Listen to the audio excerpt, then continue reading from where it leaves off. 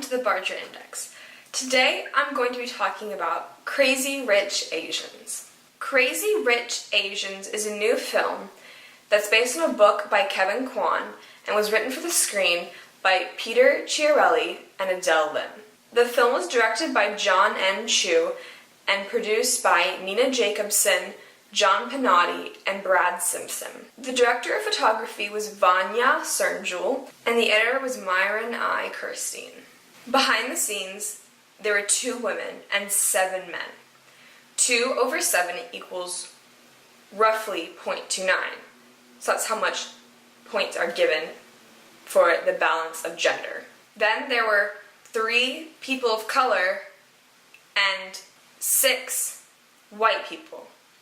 So 3 over 6 is 0.5.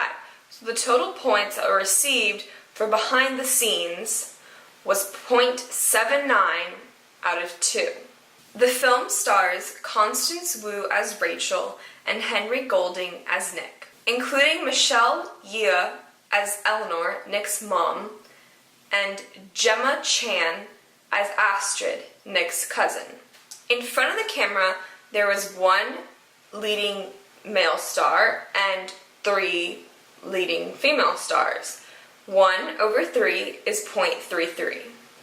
And then they were all people of color, so there was no white people that were important. So then you get a 0. So the total for in front of the camera is 0.33 out of 2. For the Bechdel test, both women and men pass the full-on Bechdel test, and people of color also pass it, but there were literally about 4 or 5 white people in the entire film, and they were in the first 5 minutes. They didn't have names. They were at a hotel, staff at a hotel, and that was literally about it. So white people did not pass the Bechdel test or talk to anyone about anything else. So they didn't pass either of the Bechdel test standards. So you get 1 point for there out of 2.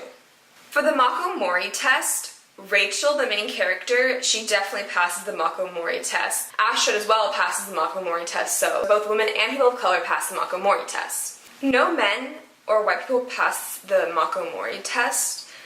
White people because I mentioned there's no relevant white people, and men because everything Nick, the most important man, does is in support of Rachel's story, but he does pass the Shuri test because him being rich impacts the plot and how the whole story goes. So he does pass the Shuri test.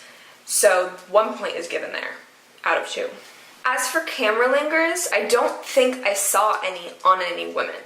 I was looking for them. I might be wrong, but I don't believe I saw any, but I definitely did see one on a man, specifically Astrid's husband. There was definitely a camera linger on him that definitely objectified him, with 0 out of 1 points there. The film totals out to be a D. And this might be shocking, but hold on a second. What I'm telling you right now is that this movie isn't diverse. Really, it's the same as having an entire movie filled with just white people, in theory. In reality, it's revolutionary. It's a miracle because there has not been a major Hollywood studio film with a predominantly Asian cast in my lifetime. It's been 25 years, since 1993. And when was the last time we saw a predominantly white cast movie? So go see it and make history. Make change. Movies are made for audiences. So go tell the movie makers what we want. Important things to know about this film include UCLA, my school, did a study that found that 0 out of the 100 top grossing films of 2015 had an Asian character as the lead role. That's kind of sucky, first of all, kind of exclusive.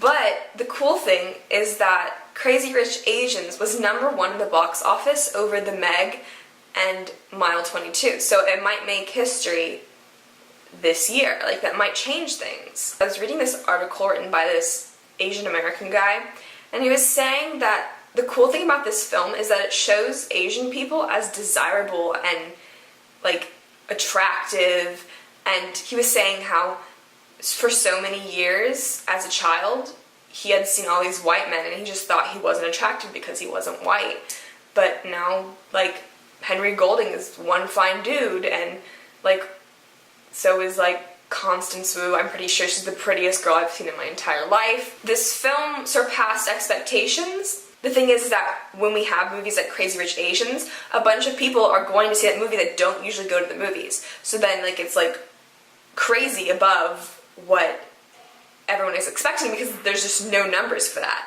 This can be good for everyone. It can be good for capitalism, it can be good for diversity. Like, I do not see the issue here. Finally, another important thing to know is that there is some criticism about the movie, and it's how the movie casted people that weren't directly of like Chinese descent. They were like either Malaysian or Singaporean, and then even Henry Golding, he's half white, and that caused a lot of criticism because like you're saying these people are Chinese, but they're not actually Chinese, and like white people will just assume that just because they look Asian means that like that's fine when it's not.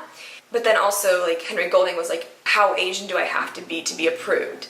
I can see both sides. I feel like there can be some sort of fix to make a compromise. Anyways, the film was good. I enjoyed it. It might bring back the romantic comedy, which is pretty cool if you're into that. So go see it. It's a fun time.